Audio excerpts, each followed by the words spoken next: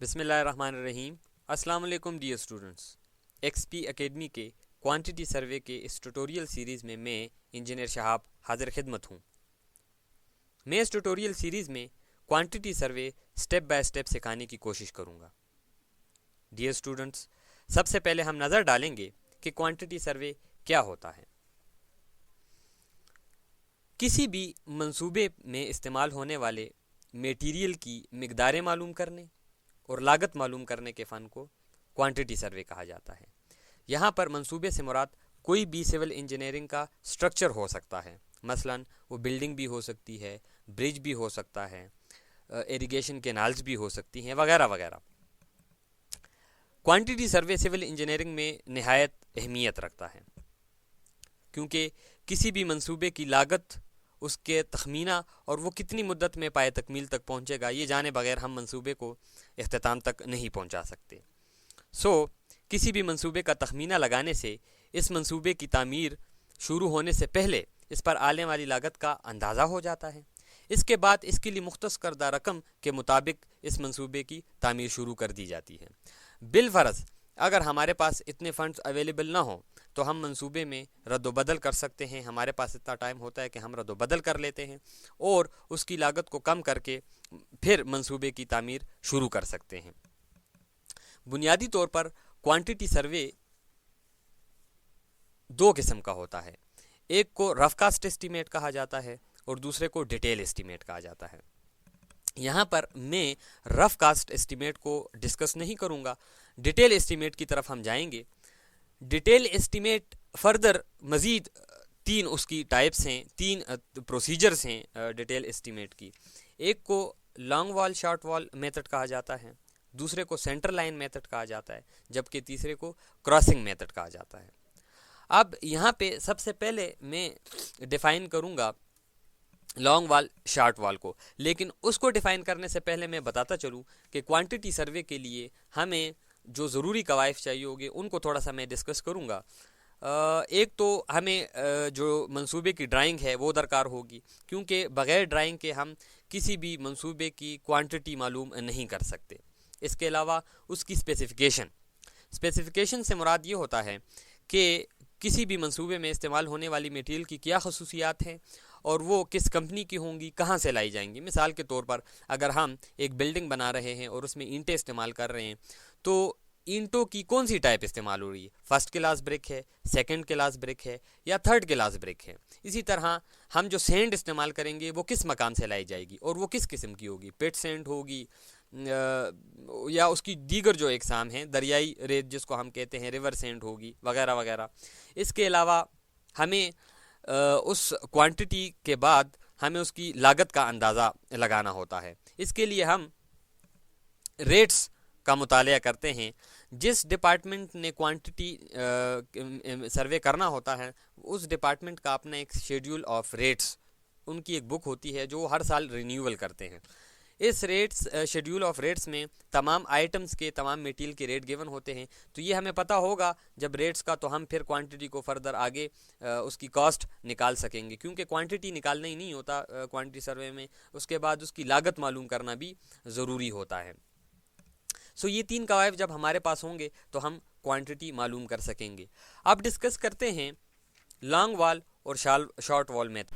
सबसे पहले हम डिस्कस करेंगे एक स्ट्रेट वॉल को जिसकी लंबाई 20 फीट है।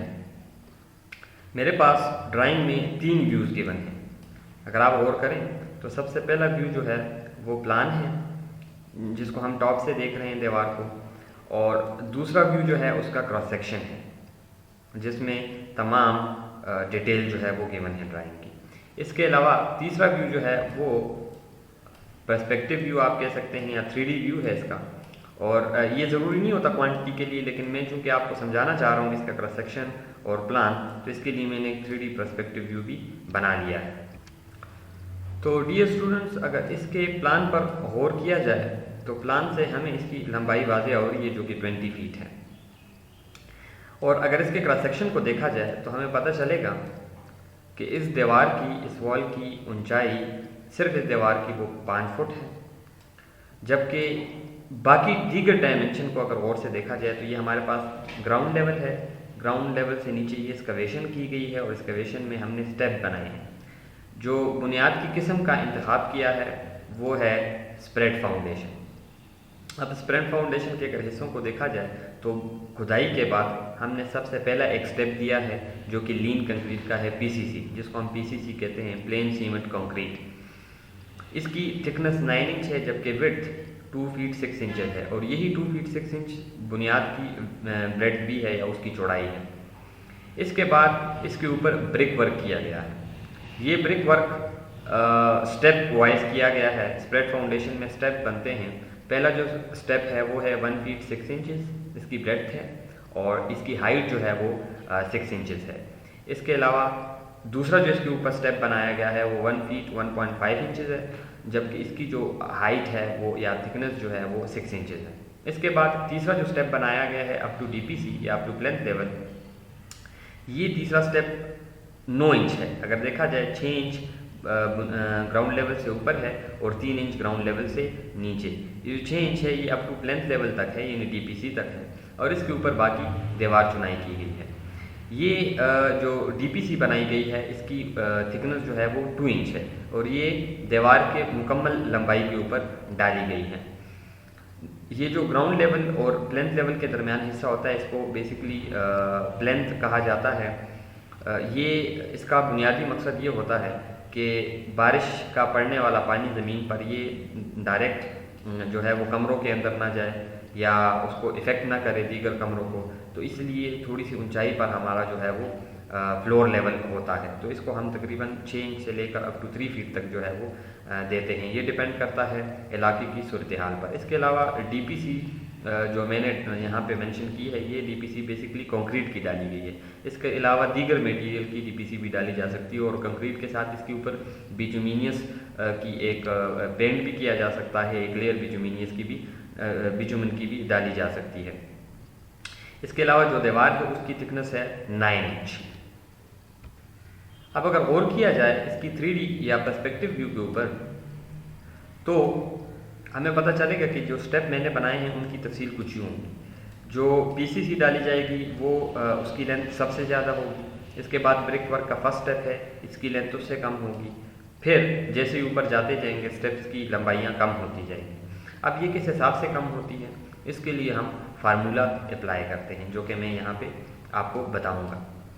सो ये हमारे पास ड्राइंग है। जैसा कि मैंने लेक्चर के शुरू में जिक्र किया था कि हमारे पास चंद कवायद का होना ज़रूरी है जिसमें से एक ड्राइंग भी है और ड्राइंग में फिर एक प्लान और दूसरा क्रॉस सेक्शन, ये बड़ी ज़रूरी चीज़ें हैं। पर्सपेक्टिव व्यू की ज़रूरत नहीं होती लेकिन इससे हमें चूँकि हम देखते हैं तो इससे मज़ीद तफसील वाज़ेह हो जाती है, लिहाजा एज़ पर रिक्वायरमेंट हम इसके पर्सपेक्टिव व्यू को या 3D ड्राइंग को भी यूज़ कर सकते हैं।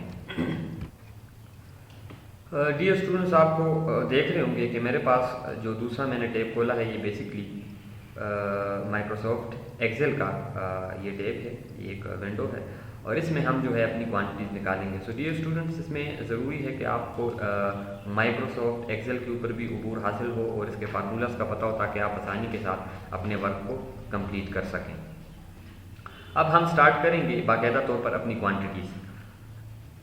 बुनियादी तौर पर क्वांटिटीज़ निकालने के लिए हम टेबल्स बनाते हैं। इन टेबल्स की कई इकसाम होती हैं, 2 या 3 फर्दर, लेकिन हम जो यहाँ पे टेबल का इंतखाब करेंगे उसकी तफसील कुछ यूँ होगी जो मैं अभी आपके सामने लिखूँगा।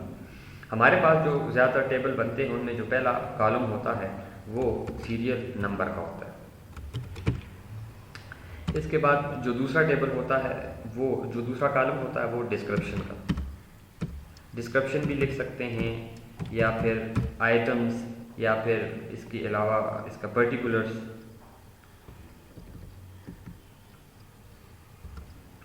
इसके बाद नंबर्स, फिर लेंथ, इसके बाद इसकी विड्थ होती है या ब्रेड्थ होती है, फिर हाइट होती है या डेप्थ होती है। इसके बाद हम इसकी क्वांटिटी लिखते हैं।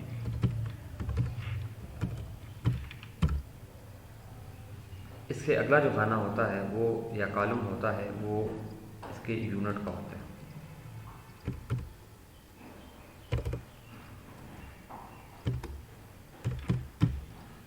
इसके बाद इसकी रिमार्क्स मेंशन किए जाते हैं। डियर स्टूडेंट्स, इसमें इन खानों की जो या इन कॉलम्स की जो डिटेल होगी वो कुछ यूँ होगी कि सबसे पहले जो सीरियल नंबर होगा उसमें हम आइटम्स के फेहरिस्त लिखेंगे, यानी नंबर 1 पे कौन सा आइटम आता है, नंबर 2 पे, 3 पे, 4 पे और सो ऑन। डिस्क्रिप्शन में हम बेसिकली आइटम की तफसील लिखते हैं कि जो आइटम हम यहाँ पे जिसकी क्वांटिटी मालूम कर रहे हैं वो उसका नाम क्या है, वो क्या चीज़ होगी। नंबर्स में हम बेसिकली गिवन करते हैं कि वो कितनी तादाद में होगी। अब जैसे कि हमारे पास ड्राइंग में ये एक वॉल है और इस वॉल की मैं कोई भी आइटम मालूम करूँ तो नंबर में 1 लिखूँगा क्योंकि वॉल हमारे पास 1 है। अगर इस तरह की 10 वॉल्स होंगी या 30 होंगी तो उसको हम यहाँ पे नंबर्स में मेंशन कर देंगे।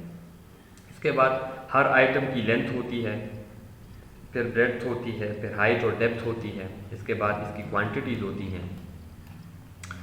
क्वांटिटी के बाद जो क्वांटिटी हम मालूम कर रहे हैं उसके रिमार्क्स मेंशन किए जाते हैं और उसके यूनिट्स मेंशन किए जाते हैं और फिर उसके बाद उसके रिमार्क्स होते हैं। रिमार्क्स में हम बेसिकली लिखते हैं कि हमने किस प्रोसीजर को फॉलो करके हमने जो है वो लेंथ मालूम की है या ब्रेड्थ मालूम की या क्वांटिटी मालूम की है, उसका बेसिकली प्रोसीजर लिखा जाता है। सो लेट्स स्टार्ट कि हम कैसे इसकी क्वांटिटीज इस वॉल की फाइंड करेंगे। सबसे पहले अगर हम गौर करें तो जब भी कोई बिल्डिंग बनती है या कोई स्ट्रक्चर बनता है, अमूमन तौर पर सिविल इंजीनियरिंग के स्ट्रक्चर जब बनते हैं तो उनके लिए फाउंडेशन बनाई जाती है। अब फाउंडेशन के लिए हमें लाजमी खुदाई करनी पड़ती है। सो हमारा जो पहला स्टेप होता है ऑन द ग्राउंड वो एक्सकवेशन होता है, यानी हम खुदाई करते हैं। सो पहला जो हमारा यहाँ पे आइटम होगा वो खुदाई का होगा। यहाँ पे हम लिखेंगे एक्सकवेशन। नंबर्स में हम मेंशन करेंगे 1 चूँकि वॉल 1 है। लेंथ इसकी हम यहाँ पे क्या मेंशन करेंगे, तो मैं अर्ज़ कर चुका हूँ कि अगर दीवार की लंबाई 20 फुट है तो इसकी जो बुनियाद की लंबाई होगी वो 20 फुट नहीं होगी, वो इससे ज़्यादा होगी। अब ये कितनी ज़्यादा होगी इसके लिए हम रिमार्क्स में अपना फार्मूला अप्लाई करेंगे। फार्मूला कुछ यूँ है कि total length of wall which is 20 feet, sign mention करने की ज़रूरत नहीं है, यहाँ पे अंडरस्टूड है कि तमाम जो हमारे पास लेंस होंगी वो फीट में होंगी। हम basically British engineering system use कर रहे हैं या इंग्लिश सिस्टम यूज़ कर रहे हैं या FPS सिस्टम यूज़ कर रहे हैं। FPS सिस्टम में लेंथ के लिए जो इकाई होती है वो फुट होती है, जबकि वज़न के लिए जो इकाई हम यूज़ करते हैं वेट के लिए वो LBS या पाउंड्स होती है और टाइम के लिए second. So basically FPS system इसको डिनोट करता है। सो यहाँ पे तमाम हमारी जो इकाइयाँ होंगी वो फुट में होंगी और जहाँ पे भी इंच आएंगे उनको हम कन्वर्ट कर देंगे फीट में। सो प्लस करेंगे, इसके बाद हम ब्रैकेट डालेंगे और हम यहाँ पे क्रॉस सेक्शन को थोड़ा सा देखेंगे। यहाँ पे जो क्रॉस सेक्शन है हमारा उसमें बुनियाद की जो विड्थ है या ब्रेड्थ है वो 2 फीट 6 इंचेस है। तो फार्मूले के तहत हम बुनियाद की जो विड्थ होगी उसमें से दीवार की विड्थ को माइनस करेंगे और जमा कर देंगे दीवार की लंबाई के साथ, कुछ इस तरह से। 2 फीट 6 इंचेस को मैं फिट में कन्वर्ट करके 2.5 फीट लिख दूंगा। इसमें से मैं माइनस करूंगा दीवार की विड्थ विच इज़ 9 इंचेस, यहाँ पे मेंशन है। सो 9 इंच अगर फुट में कन्वर्ट कर दिया जाए 12 पे डिवाइड करेंगे तो हमारे पास आएगा 0.75 फीट और ब्रैकेट क्लोज कर देंगे। अब इसका जो हमारे पास आंसर आता है वो है 21.75 फीट। सो यहाँ पे लेंथ हमारे पास आएगी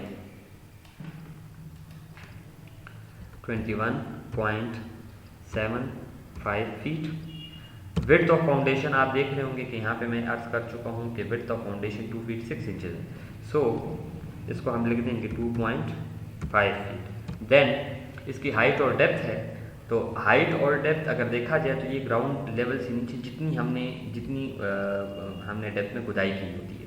सो अगर स्टेप बाय स्टेप देखें तो first step which is 3 inches यहाँ पे मेंशन है, सेकंड 6 इंचेस, फिर 6 और फिर 9। अगर इसको प्लस कर दिया जाए, टोटल कर दिया जाए तो 9 और 6 हमारे 15 होते हैं, 15 + 6 21 एंड 21 + 3 इक्वल टू 24 इंचेस। और 24 इंचेस को जब हम 12 पे डिवाइड करके फीट में कन्वर्ट करते हैं तो हमारे पास 2 फीट आता है। तो यहाँ पे हम 2 फीट मेंशन कर देंगे। अब क्वांटिटी बेसिकली इन तमाम का हासिल ज़रब होता है, लेंथ, ब्रेड्थ, हाइट, और इसके साथ नंबर्स मल्टीप्लाई कर दिए जाते हैं। अब लेंथ का यूनिट भी फीट है, ब्रेथ का यूनिट भी फीट है और हाइट का यूनिट भी फीट है। सो ये बेसिकली हमारे पास फार्मूला बनता है वॉल्यूम का। सो इसका मतलब ये हुआ कि जब भी हम बुनियाद की मिकदार मालूम करेंगे या उसकी जो मिट्टी की एक्सकवेशन होगी वो मालूम करेंगे, वो हमारे पास उसका वॉल्यूम आएगा और यही वॉल्यूम उसकी क्वांटिटी होगी। सो एज पर फार्मूला मैं यहाँ पे फार्मूला अप्लाई करूँगा, equal to first multiply by second multiply by third multiply by fourth row, और इसको मैं कर दूंगा इक्वल। तो ये 108.75 CF इसका यूनिट होगा क्यूबिक फुट। क्यूब डिनोट करेगा 3 को, बेसिकली 3 चूँकि ये हमारे पास डायमेंशन है लेंथ ब्रेथ और हाइट, सो इसका मतलब क्यूब है, और फुट इस तमाम की इकाई है, सो हम यहाँ पे फुट क्यूबिक फुट, इसका मतलब है कि इसका हमने वॉल्यूम मालूम किया, वॉल्यूम या हुजम।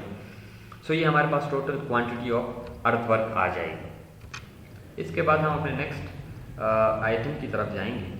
हमारा जो नेक्स्ट आइटम आप यहाँ पे देख रहे होंगे एक्सकवेशन के बाद जब हम खुदाई कर लेते हैं तो उसके बाद यहाँ पर ब्रिक वर्क जो है वो किया जाता है, सॉरी PCC डाली जाती है। फाउंडेशन जब भी इसके लिए एक्सकवेट की जाती है तो इसके बाद तमाम फाउंडेशन में जितनी बुनियाद होती है उसकी लंबाई के मुताबिक हम इसमें इसको कंक्रीट से भरते हैं, और इस कंक्रीट की जो थिकनेस हम रखेंगे एज़ पर ड्राइंग वो है 9 इंचेस। सो नेक्स्ट जो हमारा जो पर्टिकुलर या डिस्क्रिप्शन में हम लिखेंगे वो होगा हमारा PCC, लीन सीमेंट कंक्रीट या प्लेन सीमेंट कंक्रीट, PCC। और ये PCC एक ख़ास रेशो के साथ डाली जाती है, मे बी इट इज़ 1:3:6 और 1:4:8। हम यहाँ पे मेंशन कर लेते हैं 1:3:6 ब्रैकेट क्लोज। नंबर में हम 1 लिखेंगे क्योंकि एक ही वॉल है। इसकी लेंथ हम इतनी ही लेंगे जितनी फाउंडेशन की लेंथ होगी, क्योंकि मैं अर्ज कर चुका हूँ कि इसको फाउंडेशन की लेंथ के बराबर डाला जाता है। So length of PCC will be equal to 21.75 feet. Breadth भी उतनी होगी जितनी फाउंडेशन की लेंगे। आप देख रहे होंगे कि PCC की ब्रेथ फाउंडेशन की ब्रेथ के बराबर है, is 2 feet 6 inches, so 2.5 feet. And then अगर हम इसके हाइट और डेप्थ को देखें तो वो हमारे पास है 9 inches. So 9 inches equal to 0.75 feet, 0.75 feet. अब इसकी जो क्वांटिटी हम मालूम करेंगे वो B इसका वॉल्यूम आएगा, क्योंकि यहाँ पे 3 हमारे पास डायमेंशंस हैं।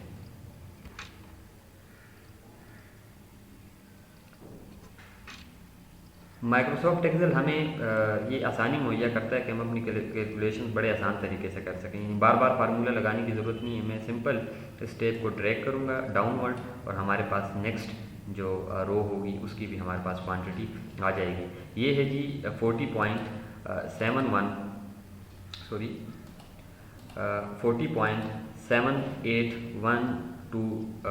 40.7812 क्यूबिक फुट, इसका भी यूनिट हम क्यूबिक फुट मेंशन करेंगे। सो ये तो इसका एक तरीका है PCC मालूम करने का। इसके अलावा PCC मालूम करने का एक दूसरा तरीका भी है जो इससे आसान है, इसको मैं रिमार्क्स में मेंशन करूँगा। वो तरीका बेसिकली तमाम किस्म के फाउंडेशंस के लिए हम नहीं इस्तेमाल कर सकते। वो उस सूरत में इस्तेमाल होगा जब तमाम फुटिंग या तमाम दीवारों की जो फाउंडेशन का क्रॉस सेक्शन होगा वो सेम होगा, तो फार्मूला हम वो अप्लाई करेंगे, यानी उसके ऊपर एक कंडीशन अप्लाई होती है। लेकिन अगर हमारे फुटिंग मुख्तलिफ आ जाएगी तो ये फार्मूला हम यूज़ नहीं कर सकेंगे। इस फार्मूले की रूह से अगर हम देखें तो हमारे पास total depth of excavation, total quantity of excavation which is 108.75 cubic foot divided by total depth of excavation which is equal to, आपको मैं पहले अर्ज कर चुका हूँ, ये इक्वल है 2 फीट के। So 2 feet and multiply by thickness of PCC which is 0.75 feet. सो अगर इसको कैलकुलेट कर लिया जाए तो इसका जवाब भी उतना ही आता है जितना हमारे पास फर्स्ट मेथड से आया, which is equal to 40.78 CFT। तो ये हमारे पास इसकी टोटल क्वांटिटी आ जाएगी। तो ये दोनों फार्मूले हम यूज़ कर सकते हैं, लेकिन फर्स्ट फार्मूला जो है वो थोड़ा सा लेंथी होता है, उसमें हमारे पास अगर दीवारों की लंबाइयाँ मुख्तलिफ हों और 10-15 दीवारें आ जाएँ long wall short wall method में, तो एक वॉल नंबर 1 के लिए अलग क्वांटिटी, फिर वॉल नंबर 2 के लिए, फिर wall number 3 and so on, तो वो थोड़ा सा लंबा प्रोसीजर है। अगर हम अपने प्रोसीजर को शार्ट करना चाहते हैं, हमारे पास तमाम क्रॉस सेक्शन सेम हैं, तमाम दीवारों की क्रॉस सेक्शन एक ही है, तो फिर हम ये शॉर्ट फार्मूला यूज़ करेंगे जिससे हमारा अच्छा खासा वक्त बचेगा। जो हमारा थर्ड आइटम है वो है ब्रेक वर्क। हमने पीसीसी डालने के बाद जब ये खुश्क हो जाएगी, ये मजबूती इसमें स्ट्रेंथ आना शुरू हो जाएगी, तो उसके ऊपर हम दीवारों की चुनाइयाँ शुरू कर देंगे, यानी ब्रेक वर्क शुरू कर देंगे। अब ये brick work basically step wise किया गया है, सो हम इसको मालूम भी स्टेप वाइज करेंगे। सो हमारा जो नेक्स्ट पर्टिकुलर होगा नंबर 3 पे, वो होगा brick work in foundation and plinth. एफ मैं फाउंडेशन के लिए यूज़ कर रहा हूँ और पी में प्लेंथ के लिए यूज़ कर रहा हूँ। वो इसलिए कि अगर इन स्टेप्स को देखें तो इन स्टेप्स की तादाद बेसिकली 3 है।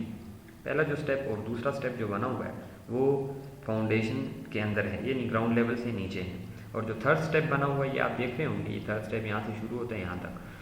सो उसका 3 इंच का हिस्सा जो है वो फाउंडेशन के अंदर है और 6 इंच का जो हिस्सा है वो फाउंडेशन से ऊपर है।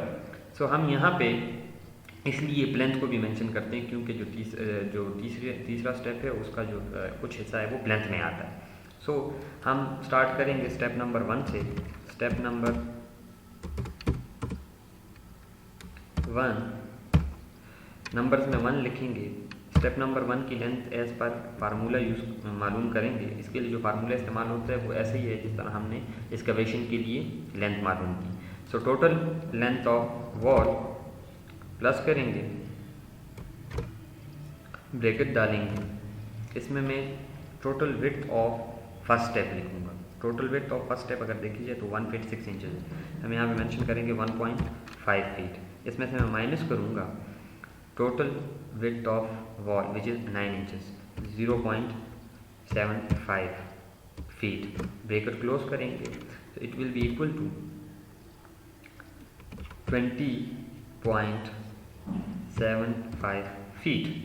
तो हमारे पास 20.75 फीट आ जाएगा। अब total length of first step जो होगी, मैं अर्ज कर चुका हूँ कि सबसे बड़ी लंबाई हमारे पास बुनियाद की होगी और पीसीसी की होगी।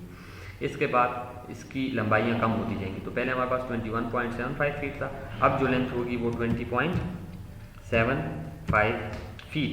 Breadth of this step will be equal to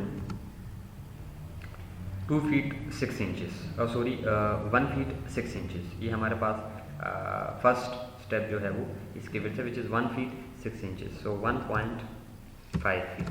then इसकी स्टेप की हाइट जो है अगर देखा जाए तो यहाँ पे 6 इंच मेंशन है, तो मैं यहाँ पे 0.5 फीट, क्योंकि 6 इंचेस को हम जब डिवाइड करते हैं 12 पे तो हमारे पास वो फीट में कन्वर्ट हो जाता है विच इज़ 0.5 फीट। अब इसकी क्वांटिटी भी, इसका भी वॉल्यूम आएगा, होजम आएगा, और ये भी इसका यूनिट भी CFT होगा। सो इसको मालूम करने के लिए मैं अगर इसको ड्रैग कर दूँ तो हमारे पास इसकी क्वांटिटी आ जाएगी। यहाँ पे इसको डिलीट कर देंगे, इसकी ज़रूरत नहीं। 15.562 फीट क्यूबिक फीट CFT इसका यूनिट आ जाएगा।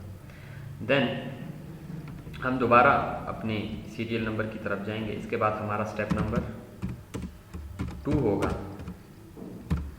मेंशन करूँगा मैं नंबर में 1। इसकी लेंथ, स्टेप नंबर 2 की लेंथ मालूम करने के लिए फार्मूला यूज़ करेंगे। फार्मूले के मुताबिक 20 feet plus bracket width of this step which is 1 feet 1.5 inches. अगर इसको मैं फुटों में कन्वर्ट कर दूँ, फीट में कन्वर्ट कर दूँ, 1.125 फीट आ जाएगा। इसमें से माइनस करेंगे हम width of wall which is 9 inches, 0.75 feet, और मैं यहाँ पे ब्रैकेट क्लोज कर दूँगा। It will be equal to 20.375। अगर इसकी कैलकुलेशन कर ली जाए तो ये इतने फुट के बराबर आ जाएगा। तो हम यहाँ पे 20.375 फीट, 0.375 फीट बेसिकली 4.5 इंच के बराबर होता है। ब्रेड्थ इस स्टेप की 1 फीट 1.5 इंचेस है, ये मैं पहले ही बता चुका हूँ, 1.125 के बराबर होगा। और हाइट अगर स्टेप की देखी जाए तो वो 6 इंचेस है विच इज़ 0.5। इसकी भी क्वांटिटी CFT में आएगी और इसको हम यहाँ से ड्रैग करेंगे तो हमारे पास इसकी क्वांटिटी आ जाएगी 11.460938 CFT। एक्यूरेसी के लिए इसके जो प्रिसिशंस हैं वो अप टू 3 और 4 डिजिट तक आप रख सकते हैं, लेकिन मैं ज़्यादातर जो है वो सजेस्ट करता हूँ up to 2 digits in feet system and up to 3 digits in metric system. So FPS system में अप टू 2 डिजिट्स तक जो है वो हमारे पास अच्छी खासी इसकी एक्यूरेसी होती है। लेकिन चूँकि मैं इसके फार्मूले यूज़ करूँ माइक्रोसॉफ्ट एक्सेल के, तो हमारे पास बड़ी एक्यूरेसी के साथ एक एक चीज़ आ रही है। सो आप इसमें ऐसे भी मालूम कर सकते हैं। देन इसका थर्ड स्टेप मालूम करेंगे, स्टेप नंबर 3।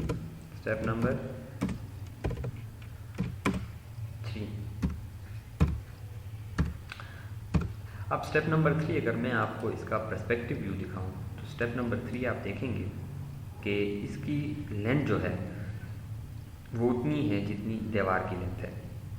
अगर हम फार्मूला यूज़ करना चाहें तो फार्मूले से भी इसकी लेंथ मालूम कर सकते हैं। इसके फार्मूले के मुताबिक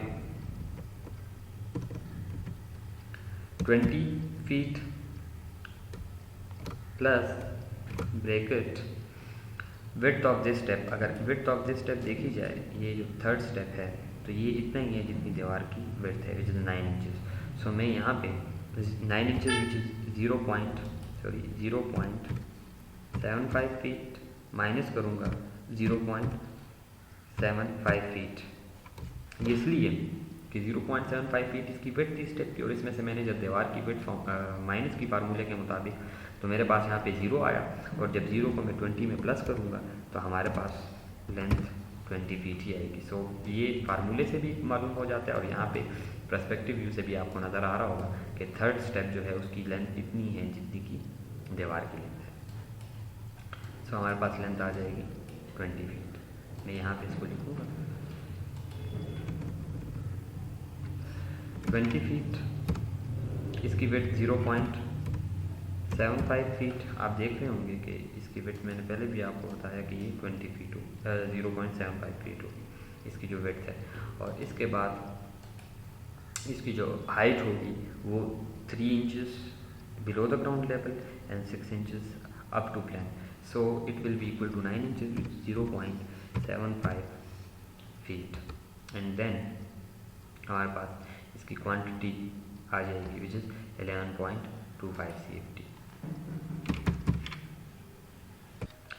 अब हमारे पास तीनों स्टेप हल हो चुके हैं। इसके बाद जो हमारा नेक्स्ट पर्टिकुलर है वो है DPC। लेकिन DPC पे जाने से पहले मैं इन तीनों को प्लस कर दूंगा, सबमिट कर दूंगा। क्योंकि इनकी सबमिशन करूंगा क्योंकि ये अलग अलग हमारे पास जो है वो यहाँ पे आइटम हैं, लेकिन ये 3 स्टेप जो है ये एक ही आइटम का हिस्सा है, यानी ये ब्रिक वर्क का हिस्सा है। तो ब्रिक वर्क चूँकि मेरे पास 3 स्टेप में था, इसीलिए मैंने स्टेप वाइज मालूम किया और इसको प्लस कर दूँगा।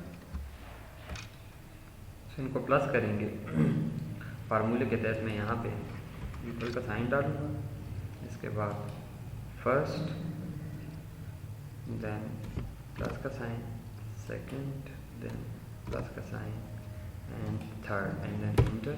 तो इसके हमारे पास टोटल क्वांटिटी आ जाएगी और इसका यूनिट भी CFT होगा। सो हमारा ब्रिक वर्क यहाँ पे कंप्लीट हो जाता है। इसके बाद हम फोर्थ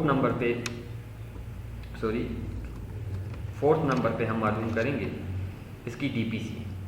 यहाँ पे मैं लिखूँगा DPC और ब्रैकेट डाल के DPC की थिकनेस लिखूँगा, thickness 2 inch thick, bracket close. यहाँ पे इसकी जो थिकनेस है वो मेंशन कर दी जाती है, चूँकि एक ही वॉल है तो 1 मेंशन करूँगा। इसके बाद इसकी लेंथ जो होगी वो मैं अर्ज कर चुका हूँ लेक्चर के शुरू में कि हम DPC जो है वो मुकम्मल दीवार की लंबाई के मुताबिक डालते हैं, यानी जितनी दीवार की लंबाई होती है उतनी DPC की। तो मैं यहाँ पे 20 फीट लिख दूँगा। इसके बाद इसकी जो विड्थ होती है वो इतनी होती है जितनी दीवार की विड्थ है। आपको नज़र आ रहा होगा ये 9 इंच के बराबर डाली गई है। तो मैं यहाँ पे 0.75 फीट, और इसके बाद इसका जो हाइट और इसकी डेप्थ होती है उसको हम मेंशन नहीं करते, क्योंकि वो मैं ऑलरेडी उसके साथ लिख देता हूँ 2 इंचेस। अब इससे साबित ये होता है कि क्वांटिटी ऑफ DPC जो है वो उसका जो यूनिट होगा वो स्क्वायर फुट होगा, यानी उसके साथ 2 डायमेंशन है, उसका एरिया मालूम किया जाता है। सो हम सिंपल इसका फार्मूला अप्लाई करेंगे तो हमारे पास ये आ जाएगा 60.98, सॉरी कंट्रोल प्लस डी। इसके लिए मैं दोबारा फार्मूला लगाऊंगा, यहाँ पे इक्वल का sign, then first multiply by second multiply by third, then equal. So ये 15 SFT, इसका यूनिट हम लिखेंगे SFT, स्क्वायर फुट के बराबर आ जाएगा। इसके बाद इससे जो नेक्स्ट पर्टिकुलर है, नेक्स्ट आइटम है, वो है हमारे पास ब्रिक वर्क इन सुपरस्ट्रक्चर। मैं यहाँ पे स्टूडेंट्स ये बताता चलूँ कि इमारत के बुनियादी तौर पर 2 हिस्से होते हैं, एक को हम कहते हैं सबस्ट्रक्चर और दूसरे को कहते हैं सुपरस्ट्रक्चर। सबस्ट्रक्चर बेसिकली फाउंडेशन पर मुश्तमिल होता है, जबकि ग्राउंड लेवल से ऊपर या प्लेंथ लेवल से ऊपर का जो हमारे पास स्ट्रक्चर होता है उसको हम सबस्ट्रक्चर कहते हैं। बेसिकली ये जो DPC और थर्ड स्टेप हमारा आता है ब्रिक वर्क का इन फाउंडेशन, ये भी फाउंडेशन का एक हिस्सा कंसिडर किया जाता है, लेकिन इसके ऊपर जो हमारा स्ट्रक्चर होता है, जैसे कि हमारे पास यहाँ पर 5 फीट की वॉल है, तो ये सब स्ट्रक्चर का हिस्सा होगा। सो मेरा जो नेक्स्ट पर्टिकुलर होगा वो होगा brick work in substructure, superstructure, sorry 5 brick work in superstructure। Numbers में 1 लिखूंगा, लेंथ इसकी मैं उतनी लूंगा जितनी वॉल की लेंथ है, विच इज 20 फीट, विड्थ उतनी लूंगा जितनी दीवार की विड्थ है, जबकि इसकी हाइट यहाँ पे मैं लूंगा 5 फीट। ये क्रॉस सेक्शन में आप देख रहे होंगे, हाइट ऑफ वॉल जो है वो मेंशन है 5 फीट, तो मैं यहाँ पे 5 फीट ले लूँगा। इसके बाद इसकी क्वांटिटी मालूम करेंगे, फार्मूला अप्लाई करेंगे, इक्वल टू 1 यहाँ पे करने की ज़रूरत नहीं क्योंकि क्वांटिटी पे कोई फ़र्क नहीं पड़ता 1 मल्टीप्लाई करने से, multiply by second row multiply by third row and then enter. तो 75 क्यूबिक फुट, चूँकि इसके 3 डायमेंशन है तो ये क्यूबिक फुट में आ जाएगा, सॉरी।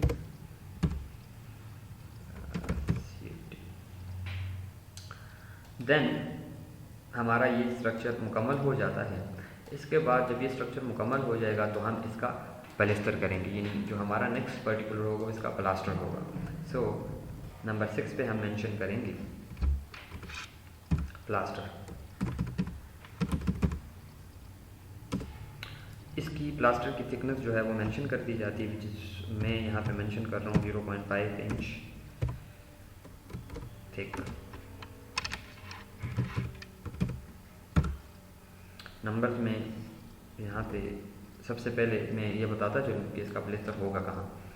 अगर आप 3D पर्सपेक्टिव व्यू को देखें तो एक इसकी फ्रंट है और जितनी मिकदार इसकी फ्रंट होगी उतनी ही इसकी बैक है, तो इसकी एक फ्रंट और बैक आ जाती है। दूसरा अगर इसकी इन साइडों को देखा जाए तो इन साइडों के ऊपर प्लास्टर किया जाता है। सो ये साइड्स होंगी जिसके ऊपर हम प्लास्टर करेंगे और ये मिकदार में 2 हैं, लेफ़्ट और राइट 2 साइड्स होंगी यहाँ पे। सो सबसे पहले हम यहाँ पे लिखेंगे, मैं फ्रंट के लिए F लिखूँगा, जबकि बैक के लिए B, फ्रंट एंड बैक। सो 1 फ्रंट एंड 1 बैक 2 हो जाएंगे यहाँ पे नंबर्स में। इसकी लेंथ हम उतनी लेंगे जितनी दीवार की लेंथ होगी। अगर आप देखें तो इसकी लेंथ फ्रंट और बैक की दीवार के मुताबिक है, जितनी दीवार की लेंथ होगी इतनी इसकी हम लेंथ लेंगे। सो यहाँ पे लेंथ आ जाएगी 20 फीट। इसकी ब्रेड्थ नहीं ली जाती, यहाँ पे इसकी हाइट ली जाती है, तो इसकी हम हाइट ले लेंगे। अगर हम यहाँ पे देखें तो वैसे तो दीवार की जो हाइट है वो 5 फीट है, लेकिन चूंकि जितना हिस्सा ग्राउंड लेवल से ऊपर होगा उस तमाम को हम प्लास्टर करेंगे। सो ग्राउंड लेवल से ऊपर का हिस्सा हमारे पास 6 इंच जो है वो प्लेंथ आ जाता है और 2 इंच उसके ऊपर DPC आ जाती है, ये बन जाता है 8 इंच। सो ये हमारे पास टोटल हाइट 5 फुट 8 इंच होगी और 8 इंच को अगर मैं डिवाइड कर दूंगा 12 पे, तो ये फीट्स में कन्वर्ट हो जाएगी, which is equal to 5.666 feet. So हमारे पास टोटल क्वांटिटी CFT में आ जाएंगी। फार्मूला अप्लाई करेंगे, first, second and then third, equal two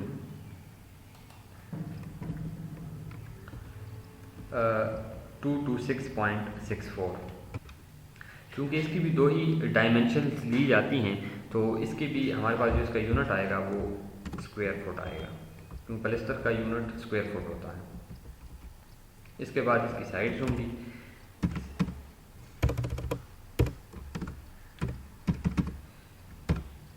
sides हमारे पास दो हैं, मैं पहले मेंशन कर चुका हूँ, तो यहाँ पे 2 लिखेंगे। साइड्स की लेंथ नहीं ली जाती बल्कि इसकी विड्थ दी जाती है, विच इज 0.75 फीट। और अगर हम ड्राइंग पे देखें तो ये हमारे पास क्रॉस सेक्शन में भी जाएगा, एक तो इसकी विड्थ होगी और दूसरी इसकी हाइट होगी। और अगर हम 3D पर्सपेक्टिव व्यू में देखें तो यहाँ पे हमारे पास एक इसकी हाइट आती है और एक इसकी विड्थ आती है। तो हमारे पास यहाँ पे इसकी जो विड्थ है वो या ब्रेड्थ है वो 0.75 फीट आ जाएगी, और इसकी हाइट उतनी लेंगे जितनी हमने पहले मेंशन की, विच इज 5.666। सो ये हमारे पास इक्वल हो जाएगा, इक्वल का साइन डालेंगे, numbers, then multiply width multiply by height and enter. So इसकी 8.499 SFT क्वांटिटी आ जाएगी। अब यहाँ पे हम इसको टोटल कर लेंगे, इसके लिए हम इक्वल का साइन डालेंगे, क्योंकि ये एक ही पलस्तर का पर्टिकुलर है और इसमें हमने 2 स्टेप्स की हैं, दो फ्रंट एंड बैक और 2 साइड। तो इसको हम प्लस कर देंगे, फर्स्ट प्लस सेकेंड इक्वल। तो ये 235.139 SFT हमारे पास इसकी टोटल क्वांटिटी आ जाएगी। यहाँ पे टोटल लिखेंगे और जहाँ पे भी टोटल हमने किया वहाँ पे मेंशन करेंगे टोटल। सो ये हमारे पास पलस्तर की क्वांटिटी आ जाएगी। अब इसके बाद जो हमारा नेक्स्ट पर्टिकुलर होता है, जब हमारा पलस्तर भी कंप्लीट हो जाता है तो हम दीवार को वाइट वॉश करते हैं। वाइट वॉश के तकरीबन 3 कोट हम करते हैं, और इसके बाद इसकी फिनिशिंग जो है वो या डिस्टेम्पर से कर दी जाती है या पेंट से कर दी जाती है, ये एज़ पर रिक्वायरमेंट होता है। तो 7 नंबर पे जो हमारा पर्टिकुलर होगा वो होगा white wash. So white wash में लिखूँगा, और वाइट वॉश के लिए मैं लिखूँगा एज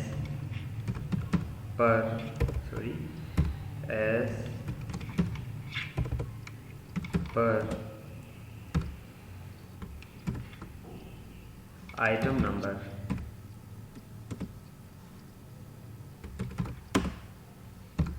6। इट मीन्स कि जितनी हमारे पास 6 की क्वांटिटी आई है उतनी हमारे पास क्वांटिटी आ जाएगी